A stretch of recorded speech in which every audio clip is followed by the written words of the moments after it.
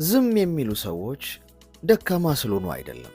እየገፋችኋቸው፣ እየተጫወታችሁባቸው፣ እየሸጣችኋቸው ዝም የሚሏችሁ ሰዎች ደካማ ስለሆኑ አቅም ስለሌላቸው ሊያስቆሟችሁ ስለማይችሉ አይደለም።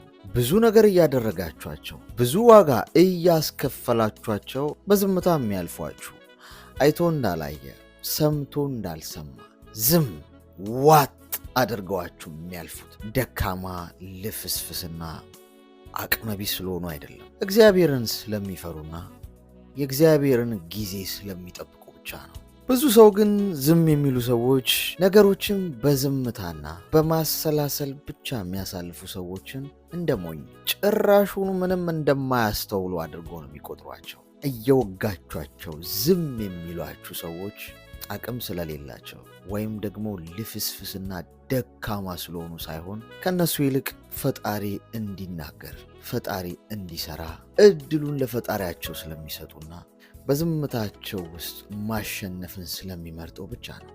ሰው በህይወት ውስጥ በጭራሽ ልትዘነጋው የማይገባ አንድ ነገር ከሚያወራ፣ ከሚጮህ፣ ከሚንኮሻኮሽ ሰው ይልቅ ዝም ያለውን ዝም ያለውን ፍራ። እሱን ፍራ።